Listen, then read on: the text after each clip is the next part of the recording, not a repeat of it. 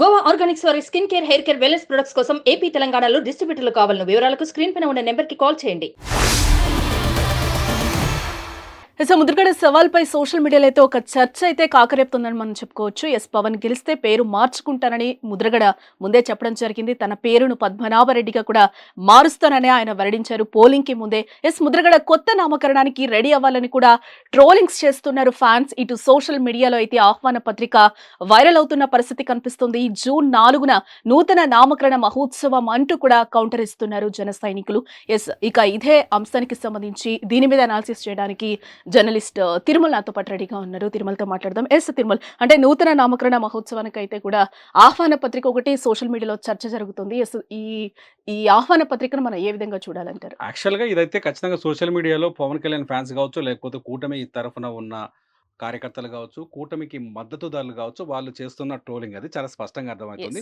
అందులో బోలెడన్ని తప్పులు కూడా కనిపిస్తున్నాయి. నూతన నామకరణ మహోత్సవం అని చెప్పి నాకు నా ఒత్తు లేదు, కొమ్ము లేదు అంటే నేను వ్యతిరేకిస్తున్నాను కాదు కానీ, కాపు సోదర సోదరి వాళ్ళందరికీ ప్రత్యేక ఆహ్వానం అని చెప్తూ ముద్రగడ బొమ్మ పెట్టేశారు. మంగళవారం జూన్ 4వ తేదీ 2024 సాయంత్రం 6 గంటల నుండి కిర్లంపూడిలో నామకరణ మహోత్సవం, తూర్పుగోదావరి జిల్లా అని చెప్పేసి. ఎందుకంటే ముద్రగడ ఎన్నికలకు ముందు ఆయన విసిరిన సవాల్ ఆ స్థాయిలో ఉంది. పవన్ కళ్యాణ్ చాలా సీరియస్గా తీసుకున్నారు. పిఠాపురంలో పవన్ కళ్యాణ్ గెలుపుని ఎవరు ఆపలేరని చెప్పేసి కూటమి బలంగా నమ్ముతోంది. ఇటు కాపు సామాజిక వర్గం నుంచి కూడా పవన్ కళ్యాణ్ గెలుపు కోసం చాలా మంది పనిచేసినట్టుగా తెలుస్తుంది. ముద్రగడ ఆంధ్రప్రదేశ్లో కీలకమైన నాయకుడు, కాపు సామాజిక వర్గంలో అత్యంత ముఖ్యమైన నాయకుడు, మొదటి నుంచి కాపు సామాజిక వర్గాన్ని లీడ్ చేస్తూ వచ్చిన నాయకుడు. అటువంటి ముద్రగడ ఎన్నికల ముందు వరకు ఏ పార్టీకి మద్దతు ఇస్తాడు అనే చర్చ భయంకరంగా జరిగింది. ఆ చర్చలో భాగంగా ఒక దశలో పవన్ కళ్యాణ్ తను ముద్రగడ జనసేనలో చేరబోతున్నాడు అంటే గత ఎన్నికల్లో ముద్రగడ మద్దతు వద్దు ఎలా ఆలోచించినా వైసీపీకి ఉంది. గత ఎన్నికల్లో వైసీపీకి మద్దతు ఇచ్చారు ముద్రగడ. కాపు సామాజిక వర్గం ఓటు వైసీపీకి పడింది అనే చర్చ ఉంది. ఈ నేపథ్యంలోనే ఉభయ గోదావరి జిల్లాలో వైసీపీకి మంచి సీట్లు వచ్చాయి. ఇదంతా కాపు సామాజిక వర్గం వల్ల వచ్చాయి. ఈసారి కాపు సామాజిక వర్గం ఏకపక్ష వన్ సైడ్ ఉండాలి, లేకపోతే కూటమి అంటే టీడీపీ కావచ్చు, జనసేన కావచ్చు, బీజేపీ కావచ్చు, కాపు సామాజిక వర్గం ఓట్లని తమ వైపు ఆకట్టుకోవడానికి అనేక ప్రయత్నాలు చేశాయి. ఈ ప్రయత్నాల్లో భాగంగా ముద్రగడ పద్మనాభంతో కూడా చర్చలు జరిపారు. ముద్రగడ పద్మనాభాన్ని జనసేనలోకి ఆహ్వానించే ప్రయత్నం చేశారు. జనసేన నాయకులు ఒక రోజు వెళ్ళి ముద్రగడ పద్మనాభం ఇంటికి వెళ్ళి ఆయనతో చర్చించారు. గతంలో మిథున్ రెడ్డి ఎవరైతే తూర్పు పశ్చిమ గోదావరి జిల్లాల ఇన్ఛార్జిగా ఉన్నారో వైసీపీ నుంచి, మిథున్ రెడ్డి వెళ్ళి ముద్రగడని వైసీపీలోకి ఆహ్వానించారు. ఆ సమయంలో పిఠాపురం టికెట్ ముద్రగడ కొడుకు ఇస్తారని చెప్పేసి చర్చ జరిగింది. తను ఎన్నికల్లో ఖర్చు చేయలేను, తన ఎన్నికలు కూడా భరించాల్సిన బాధ్యత కూడా వైసీపీ పార్టీ బాధ్యత తీసుకోవాలని చెప్పేసి చెప్పడం జరిగింది.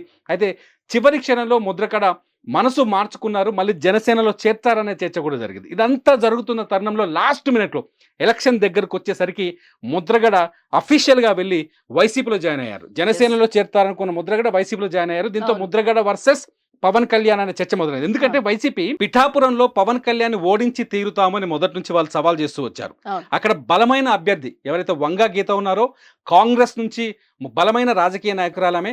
ఆమె రాజకీయ ప్రస్థానం చిరంజీవి పెట్టిన ప్రజారాజ్యం పార్టీతో మొదలైనప్పటికీ కాంగ్రెస్లో కీలక నాయకురాలుగా పనిచేశారు, ఎంపీగా పనిచేశారు. ఆ తర్వాత వైసీపీలో చేరి కూడా కాకినాడ ఎంపీగా ఉన్నారు. కాకినాడ ఎంపీ నుంచి ఈసారి పిఠాపురానికి వైసీపీ తరఫున పోటీ చేస్తున్నారు. పిఠాపురానికి వచ్చారు ఆమె. కానీ పిఠాపురంలో పవన్ కళ్యాణ్ వర్సెస్ వంగా గీత అంటే కాపు, ఇద్దరిది కాపు సామాజిక వర్గమే.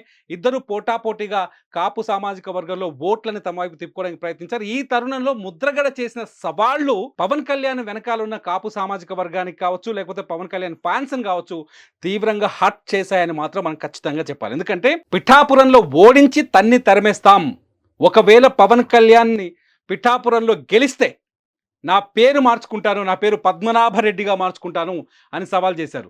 ఆ సవాల్కి సమాధానమే ఇప్పుడు పబ్లిక్లో తిరుగుతున్న, వైరల్ అవుతున్న ఆ ఆహ్వాన పత్రిక.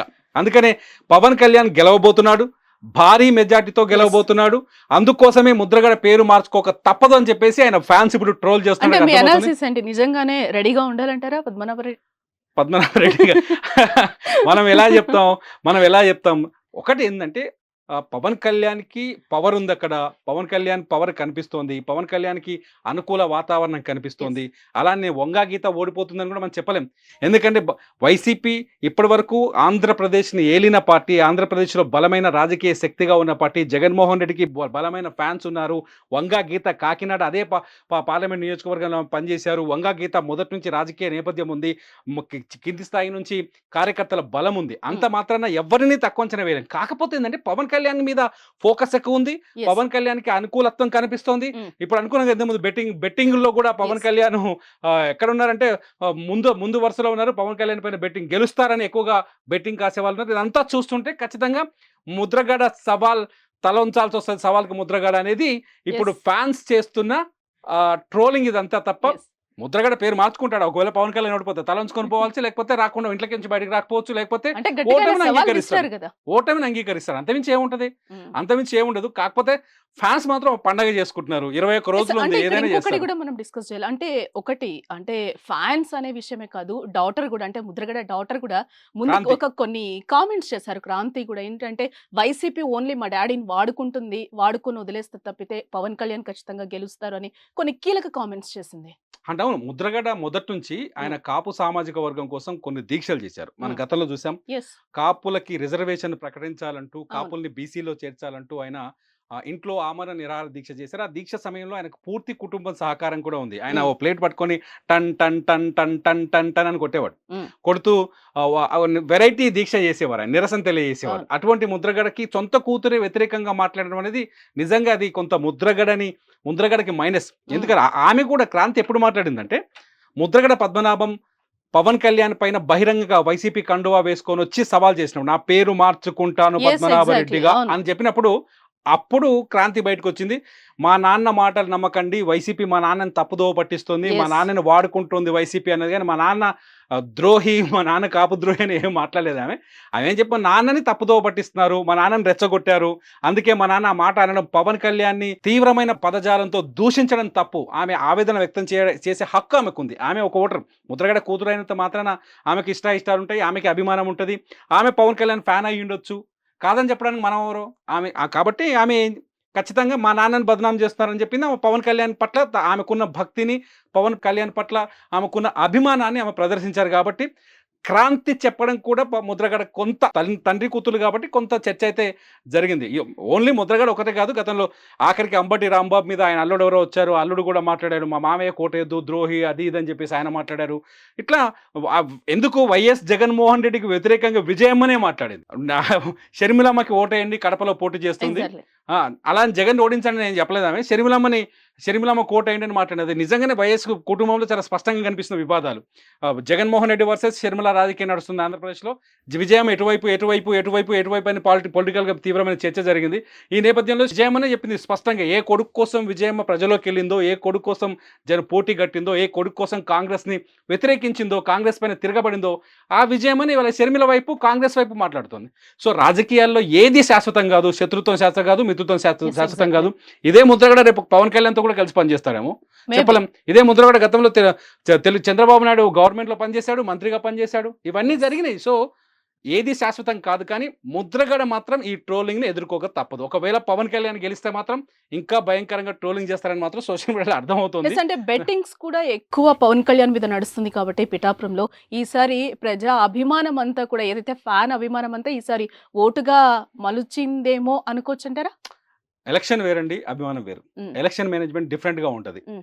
చాలా ఎలక్షన్ చూసుకుంటూ ఆ లెక్కను చూస్తే పవన్ కళ్యాణ్కి 2014 ఆయన ఎప్పుడైతే రాష్ట్ర విభజన జరిగినప్పుడు జనసేన పార్టీని ఏర్పాటు చేశారు. హైదరాబాద్లోనే మీటింగ్ పెట్టారు. లక్షల్లో జనం తరలిచ్చారు. హైదరాబాద్ తర్వాత ఆంధ్రప్రదేశ్లో పవన్ కళ్యాణ్ కనిపిస్తే చాలు తొక్కిసలాట జరిగేది.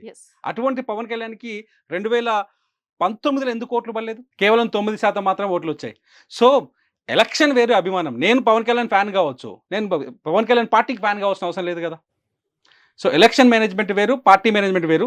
పవన్ కళ్యాణ్ మాత్రం చాలా స్పష్టమైన ఫోకస్ కనిపిస్తుంది పిఠాపురంలో, ఆ ఊపు కనిపిస్తుంది. పిఠాపురంలో పరిస్థితులన్నీ మారిపోయాయి. సో హోరీ పోరు అని కూడా చెప్పలేని పరిస్థితే కనిపిస్తుంది. కానీ రిజల్ట్ వచ్చే వరకు దాన్ని డిక్లేర్ చేసే అధికారం లేదు, ఆ పరిస్థితి మనకు లేదు. ఎస్ అది. రైట్ తిరుమల చూద్దాం. ఆహ్వాన పత్రిక ట్రోల్ అవుతుంది ఆయన ఇది నిజంగా. తప్పదు ముద్రగడకి. ఎస్ ఏమో మేబీ చూడాలి. ఎస్ రిజల్ట్స్ వచ్చే వరకు చూడాల్సిందే. State to Suman TV. Suman టీవీలో మీ పర్సనల్ అండ్ బిజినెస్ ప్రమోషన్స్ కోసం కింది నెంబర్కి కాంటాక్ట్ చేయండి.